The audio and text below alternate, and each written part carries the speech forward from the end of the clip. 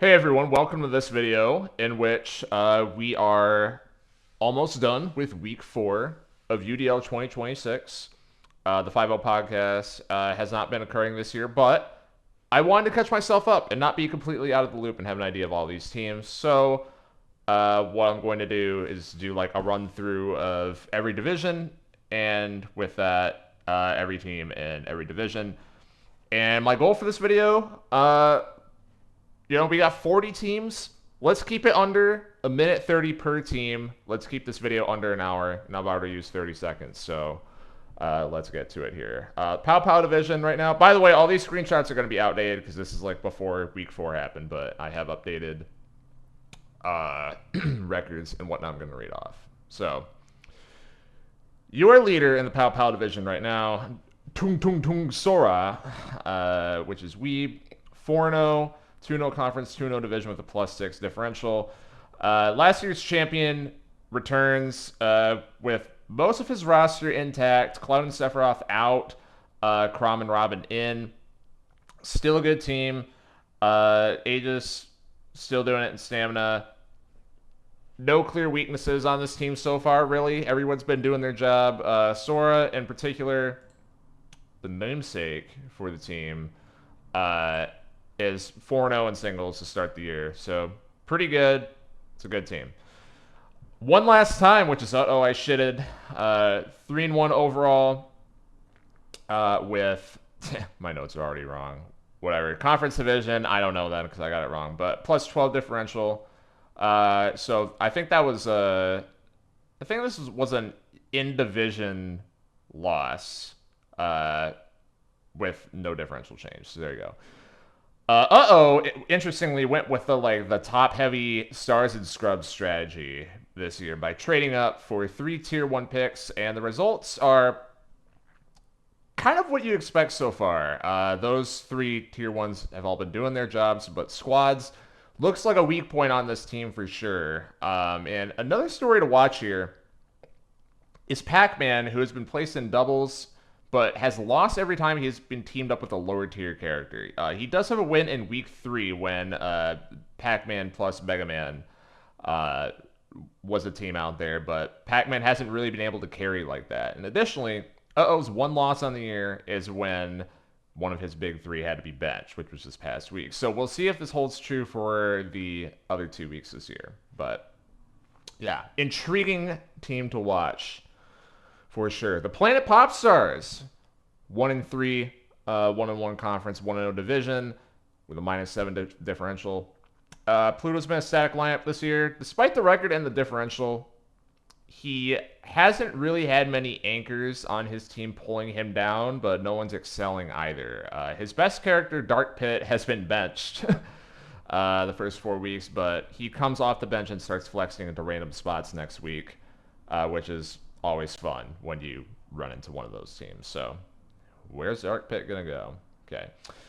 4th place, the Ball Association, which is Jade, of course. 1-3. 0-2 conference. 0-0 division with a -9 differential. Jade's one of these teams that floats around 500 every year. And it seems like this team is destined to probably get there as well. Characters are getting moved around aggressively in a way that suggests actual lineups are being put in there instead of random selections. But the amount of compromises made with these changes is indicative of some poor depth on the team this year. But look out for Jade in the second half once that full strength lineup can be consistently rolled out there. Could definitely be playing spoiler, pushing 500, maybe pushing playoffs. I don't know. And then in last place, we have the Marios, who's obviously Akagi, 1-3. 0-2 conference, 0-1 division with a -1 differential. So Akagi seems to be putting in lineups this year, but just shuffling things around a little less aggressively depending on who's benched. So more like Weeb than like Jade in this sense. Stamina in doubles are going to be a problem all year for Akagi because his options are just not good. Right now he has Mario and Luigi out there in doubles. They're currently 0-4 on the year. So there you go. That's a Pow Pow division. Moving on to the Apparition division. Your leader right now, coaxed into a Pichu, which is Adrian. 3-1 overall, 2-0 conference, 0-0 division with a +9 differential. Adrian has been on an upward trajectory the past couple years, making the playoffs in 2025 and then finishing second at the Winter Open this year. And also, like, had a hot second half in 2024. People forget. So, in 26, it's a pretty good team so far. There's some good depth here and ton of legitimate flex characters to play around with that can go a bunch of spots. A couple storylines here. This team is undefeated in doubles so far, with a Piranha Plant Plus combination of either Pac-Man or Mario. But Adrian is winless in. Hold on. Are my notes wrong on that? Did I write Pac-Man and it was actually Dark Pit? Yes. Okay, I'm glad I caught that. Pac-Man is not on Adrian's team. That was last year. I don't know why I wrote that.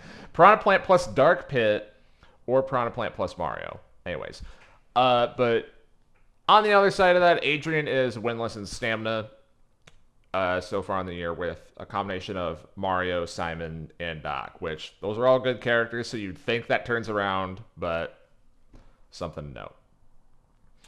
Second place, the Sugar Shooters, which is sickest, 2-2 overall, 1-1 conference, 1-0 division with a -4 differential. The story of sickest season is up in the air to me right now because with the way his team has played, he could definitely be worse than 2-2 right now. You know, he could be 1-3 or 0-4 even. But that being said, there's reason to be optimistic because as we progress further throughout the season, more about where characters should be filling in this lineup seems to be coming into shape. We have Mega Man singles, Wolf Stamina are the pulse of the team. If they go, the team goes. And it seems like this past week, Sickest has found his doubles team with Inkling Joker. FS meter's been a problem all year, though. He was jumping on the Duck Hunt bandwagon, as many people did after Weeb last year. And so far, it has not paid off. That was a Discord notification on my end. I don't know if that came through. He jumped on the Duck Hunt bandwagon and it has not paid off so far. The dog has given him an 0-4 record on the year to this point.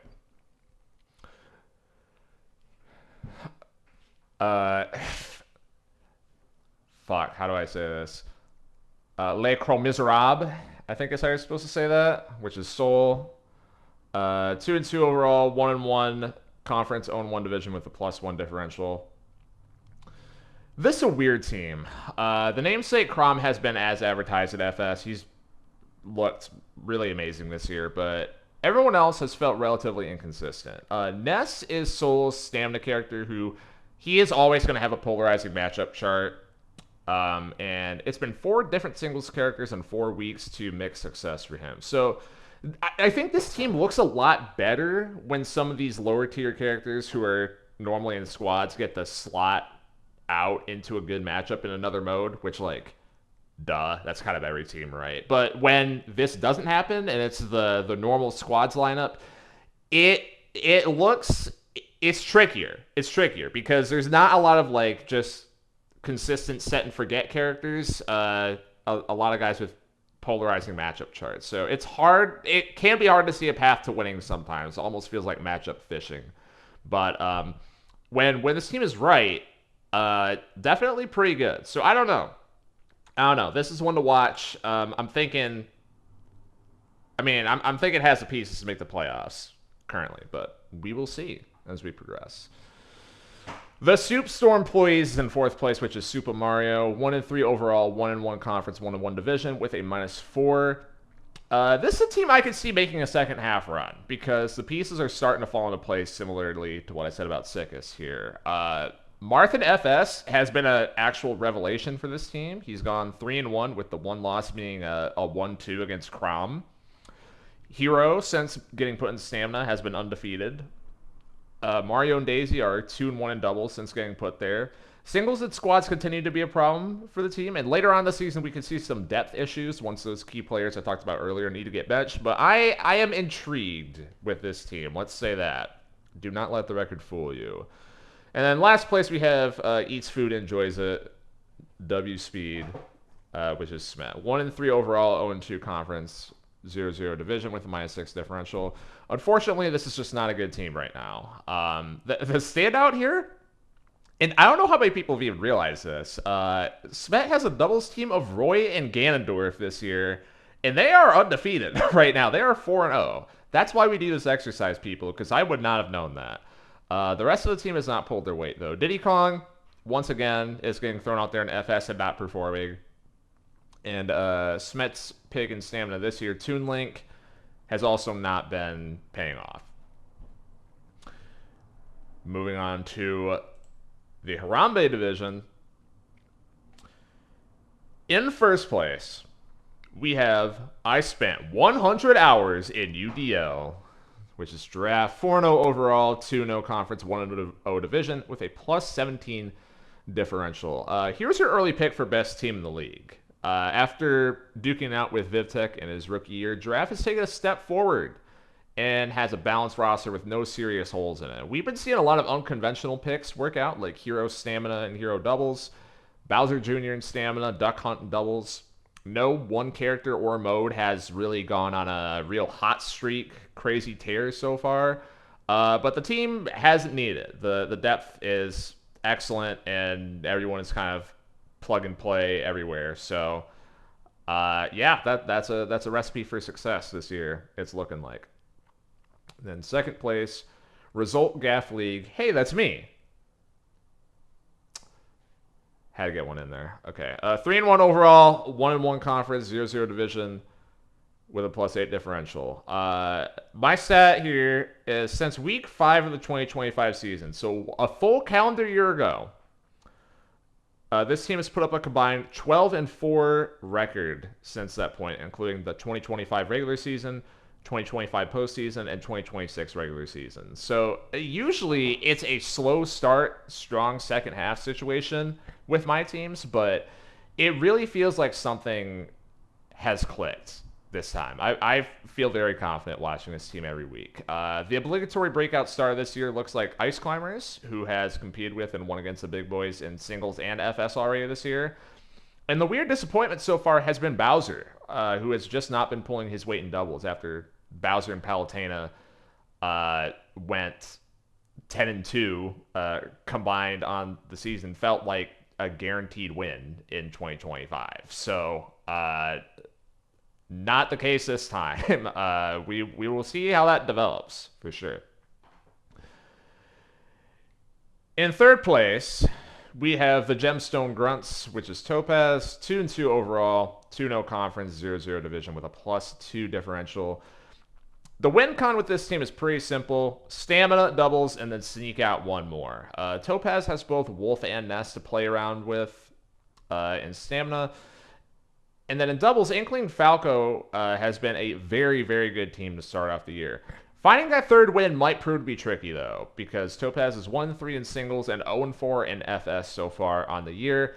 And he still needs to bench both Inkling and Falco at some point down the line. It feels like a roster construction problem.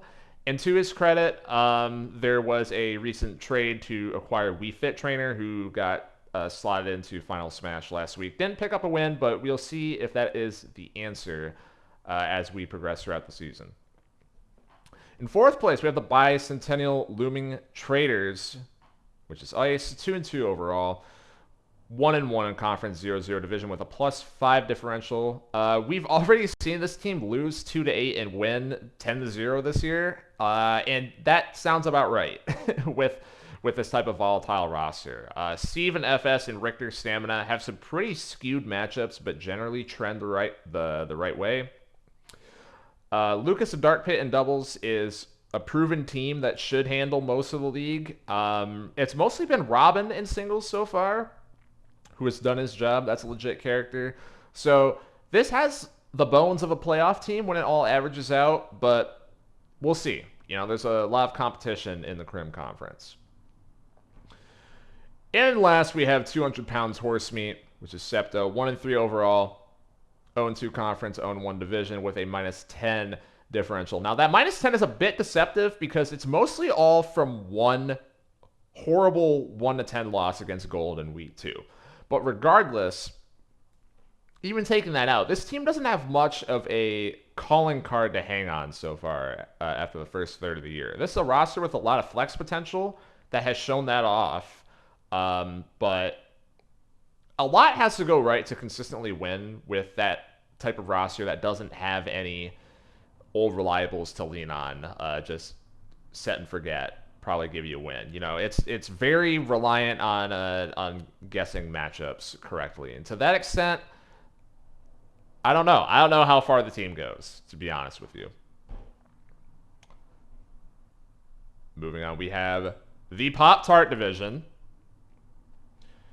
Your division leader right now, CPU biggest boys, which of course is Gold DXJ. Coming off a playoff berth in 2025, Gold is looking like a scary team once again this year with a Gunner, Nest, Platoon, and Stamina, and a myriad of high upside picks like Pokemon Trainer Singles, Pac-Man Final Smash, and Hero and Doubles, who, by the way, has been picking up wins with Toon Link as his partner. So I think we'll have a better idea of how legit this lineup is after the Week 4 main event and playoff and Salty Sweet rematch against division rival Mike. But the ceiling, definitely looking good on this team. And then his opponent in that match in second place to Gimp a Little Guy, who is Mike. That's him. Okay, I did both of them. All right, 2-1 overall, 1-0 division, 0-0. 1-0 conference, 0-0 division, +6 differential. Mike has fluctuated a lot in the early season, but I would say what we know right now is that the clear strength in his roster construction is stamina. There's a lot of teams that went with one stamina character, just set and forget. Actually, a decent amount of teams with like 2 high tier stamina picks to alternate between. Mike has 3. I think he's bought more into stamina than any other team I've seen, with Inkling, Almar, and Fox all able to flex in at any time. Inkling in particular is undefeated on the year so far in a combination of events. The depth and squad's quality is pretty good. That's usually what Mike builds towards in the draft. Everything else feels inconclusive for now, but we'll have a better idea on some of his key players like Ike and Banjo after this Week 4 main event. Are they good enough? We will see.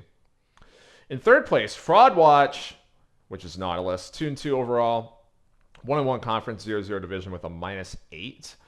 Nautilus is static lineup. Who's going to need a matchup fish to get some wins? Sephiroth and FS has been an interesting surprise this year, and other individual pieces like Lucina singles, Pichu stamina, Sonic Isabelle, and doubles will get their wins. I'm just not sure how often 3 of these wins will happen at the same time, if you catch my drift. Ryu will start flexing off the bench in Week 5. Fourth place team, Brendini's Genies, Bren, 2-2 overall, 1-1 conference, 0-0 division with a -9. This is the first team on the list that I'm pretty positive has been random all year, probably 500 ceiling. And then last place, Arizona Almighty, which is TEP, 1-3 overall, 0-2 conference, 0-0 division with a -4. I think TEP is also random this year. Moving on, in the Sun Conference, we have the Hope Core division. Your leader in the Hope Core division right now, Return of the Rat, which is Theo. 2-1 overall record, 0-1 conference, 0-0 division with a +6 differential. That Rat, the team is named after, is currently 3-0 in stamina this year, and the squad's lineup is 3-0 as well. The rest of the team, a little bit more hit or miss. No wins have been recorded in singles so far in the year. Theo does have a Week 4 main card match against H-Kun, which will give us some more insight into some of these question marks on the team, like FS Snake, Byleth Yoshi doubles, and probably the big one, can that squad's success really keep it up going forward. That was another ping on my end. Okay.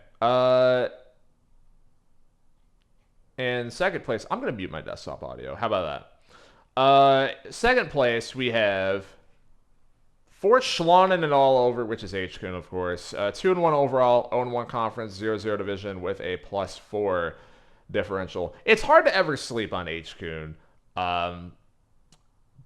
It's also, kind of like what I was just saying. With only 3 matches, it's hard to get a full grasp on the narrative of the team.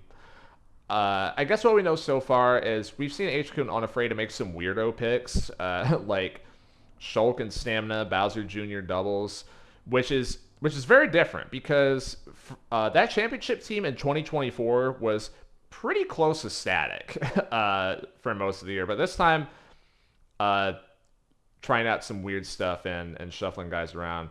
H-Kun also 3-0 on squads so far for the year. So there you go. Matchup of the good squads. Third place, Super Gummy Bears, which is Dequavius. 2-2 overall, 1-1 conference, 0-1 division with a -7. I think this is a random team. Don't have much to say. Pokepels, who is Ridley. 1-3 overall, 1-1 conference, 1-0 division with a 0 differential. Probably also a random team. And then in last place, Partners in Espionage, which is Jaguar. 1-3 overall, 1-1 conference, 0-0 division with a -6. So now we get the Jaguar at the bottom of the division behind 2 random teams a third of the way through the year. If we were still recording the 5-0 every week, we might have had a weekly Jaguar segment at this point. It's pretty crazy coming off a conference championship in 2025 and Winter Open title before this season. The team has just not performed in 2026. And the formula here is actually fairly straightforward. No one on the team has dominated enough to carry week over week.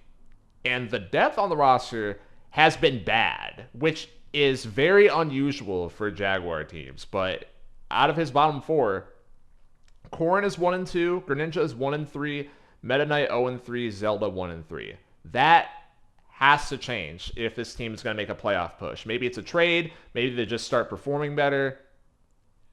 I don't know. Maybe spots on the lineup get switched, something. But that cannot continue if this team is going to be serious going forward. And moving on to the Lion Division. And of course, who else would be leading the Lion Division right now but potential team, which is Wave. 2-1 overall, 0-1 conference, 0-0 division with a +7. Wave's been rolling out a static lineup this year. It's a pretty decent one. Byleth singles, Zelda FS, Cloud Stamina, Palu Marth doubles. We'll have a better idea of where Wave stands after his Week 4 main card match versus Osmosis. Second place, we have my beautiful Doc Twisted Fantasy, which is Leo. 2-2 overall, 2-0 conference, 0-0 division with a -6. Leo's had 2 bad losses and 2 close wins. But underneath the hood, there's some things to like here. Leo's found a legit doubles team, in my opinion, with Hero Kirby. And Me Brawler in FS is starting to look like a guy. Getting the unexpected value out of your team is the hard part. But his top 3 tiers in Lucario, Dr. Mario, and Aegis have all been pretty underwhelming to this point. But if they get going as well as those breakouts continuing that I talked about earlier, this team could go places. So don't let the results fool you. I think there's a good team potentially underneath here. But again, the top picks need to start performing like top picks. In third place, we have Meet the Robinsons, which is BP. 2-2 overall, 1-1 conference, 1-0 division with a +8. BP is back. His team is looking like another classic balanced roster that you would expect from him. Wolf has just been plopped in stamina. He's been doing well. And aside from that, everyone's moving around. He's going to be playing matchups, and basically the whole roster could end up in singles or FS in any week. Incineroar especially has been getting a lot of play at the top of the lineup. Playoff team until proven otherwise. In fourth place, we have the Krusty Krab bombing of 2003, which is Tribal, 1-3 overall, 1-1 conference, 1-0 division with a +3 differential. So, Tribal fans, I imagine, must be keeping themselves sane with reminders of Tribal's 2023 season when he started the season 1-4, but then ended up with a +20 differential en route to making the conference finals. The Optimist here points out that all three of Tribal's losses this year have been pretty close and could realistically just be chalked up to luck. But the Pessimist points out that there's some question marks on this lineup every given week. Cloud right now is undefeated stamina, but Singles and FS have been a revolving door without consistent answers. And the Palu plus Flex character strategy in doubles has lost a few matches on the margins already, right? We have close matches, but there's kind of consistent reasons why, this is a 7-5 loss instead of a 7-5 win, if you catch my drift, right? I think this team is a potential trade candidate as well. Like, I noted this for a couple teams, but it feels like this team is one piece away from just going on a run in the second half. We'll see if that happens. And in last place, we have Potential Kids, Music Caleb, 1-3 overall, 0-2 conference, 0-2 division with a -15 differential. After a strong week one, this team has just not looked competitive out there. The namesake Potential Kids in doubles are definitely the high mark for this team, and we've seen the willingness to try new things with lineups, but this is largely a team that's looking for direction and spots to place characters in, right? That's something that could click at any time, though, so I'd say late season run, again, playing spoiler, pushing 500, maybe threatening playoffs, right, is not out of the question. But if it's going to happen, it needs to start soon. And we move on to the SOC division. I'm making great time, by the way. I just checked my timer. Not trying to brag or anything. Okay. SOC division. Your leader right now, the Cloud9, Riley, notably does not have Cloud on his team. 1-0 conference, 0-0 division, +9. So like all the other three-match teams, it's hard to really have a good grasp on the strengths and weaknesses of this team right now. That differential is mostly carried by dominant week one over Ice. The other two wins have been close. This team is undoubtedly some flavor of good because you see the bones of a good team here. This is another just plop Wolf and Stamina every week and room for flex in the other events. We've seen Steve, Sonic, and Captain Falcon all move around a bunch of different places on the lineup, and they've been doing well pretty much anywhere they're placed. So I don't know, you like that. Having 4 characters that you can rely on is definitely a good recipe to have. And then his week 4 main card match is going to be against Truck Mud. In second place, we have Sunday Comics, which is Orchid, 3-1 overall, 2-0 conference, 0-0 division with a -4 differential. So Orchid, outside of a disastrously unlucky first half in 2025, Orchid has been a top team ever since joining UDL. She looks to have a good team once again in 2026. Greninja has been looking straight up elite in a mix of doubles and final smash so far, and the rest of the team has generally done enough to keep her in the game, though you would like to see at least one more stable piece emerge to have some more faith in the team not regressing closer to that differential. In third place, we have the Rubber Baby Buggy Bumpers, who is Vivtech. I think I said that right. 2-2 overall, 2-0 conference, 0-0 division with a -6.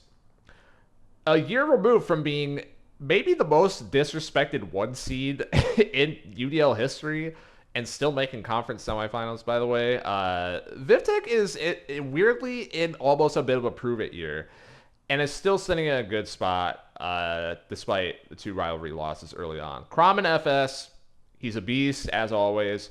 There's a lot of roster flex on the team, which you like, and many of the most important characters on this team have already been benched. That is something that you should be paying attention to early on in the season. Don't let pure records and performance fool you in that way, because Vivtek set up pretty well to go on a second half run. You would like to see a replacement to last year's Sonic open up in singles, though. That's kind of the big thing that seems to be missing from this team.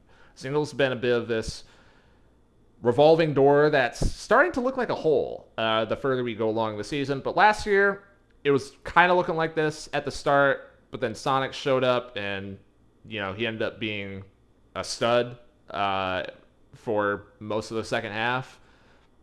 We'll see. We'll see if that repeats, but that's a missing piece right now. And in fourth place, we have Ancient Anomalous Anarchist, which is Koichi, 1-3 overall, 1-1 in conference, 1-0 in the division with a -18. Holy cow, people. -18 differential from Koichi. She stopped the bleeding with a win in week 4, but it was not looking good to start the year. Good news is, it seems like the first week after trading for K-Rool was a success, as he slotted in as a doubles partner for Dark Pit, and Koichi immediately picked up her first doubles win in 2026. Her top 3 currently line up as Ganon singles, Ridley FS, Pikachu Stamina. None of them have really looked great, to be honest with you. So time will tell if there's any more moves to come. Again, time is kind of running out to experiment. The wins need to start coming in pretty soon, but it's not too late. Even with those first 3 weeks being that bad, it's just 3 losses, right? You can still come back after that. And then last place, the Frizz Donkeys, which is Corey 2016, of course, 1-3 overall. 1-1 conference, 0-1 division with a -3. Random team. Okay. And finally, we have the Hot Car division.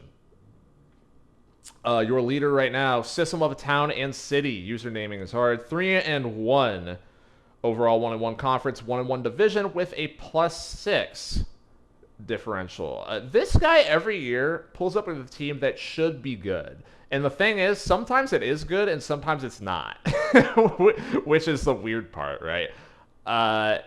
This team looks to have settled, excuse me, into Byleth singles, Wolf Stamina, Wii Fit, and Palutena doubles. All of those have done pretty well. FS has been a little shaky, but the team definitely looks like a threat. Going to be pushing for the division all year. Second place right now, Hear Me Out Cake, which is Truck Mud, 2-1 overall, 1-0 conference, 1-0 division with a +2. It's Truck Mud, right? You had some classics here, like Lucario Pink, Ensign, and Ridley returning on the team. Steve is someone who is new to the team and has done pretty well in singles. Ensign, however, as a stamina pick this year, has been slumping. And this could quickly become a problem for this team with not a lot of other stamina options on the roster. Like, Ensign kind of needed to be decent for this team, and that's not been the case so far. Likewise, Ridley and Mewtwo in doubles have been a bit underwhelming. Not horrible, but you would like to see more. We'll see how the team holds up against Riley on the Week 4 main card. In third place, we have the AFK Strategist, Osmosis Banquet, 2-1 overall, 1-0 conference, 0-0 division, +10. For the first 3 weeks of the season, Osmosis ran out a pretty decent 80-20 lineup, and notably got way more out of Bowser FS than I would have ever expected. But now going into Week 4, Chrom is back in FS, Lucina slides into singles. It's a classic Osmosis team. Expect him to be in the playoff picture by the time we take our break for summer CPU near the end of the year. Fourth place, last train to low rule, which is Bling, 2-2 overall, 0-2 conference, 0-1 division with a -2. Bling has got to be one of your favorite teams to watch in this league, because this is the second year in a row of just making don't give a fuck picks, right? We're talking about Falcon and Stamina, Little Mac and doubles, Ken singles, and he's not even a random team, right? He's just doing it for the love of the game. And the sick, fucked up part is that sometimes it actually works. His Little Mac is currently 4-0 on the year. Gunning for MVP? I don't know if we're actually doing that. And in last place, we have Slightly Moist Toes, which is Man of Chungi. 1-3 overall, 0-2. Conference 0-0 division with a -4. And I'm pretty sure that's a random team, so I don't have anything to say. So bam, I talked about an hour. That's 35 minutes. And there is your catch-up on the first third of the season in Old Draft League. What do you think? Who's a real playoff team? Who's a fraud? Who's underrated? Who am I sleeping on? Who's going to make a second half surge? Post your thoughts in the comments, etc. Bye.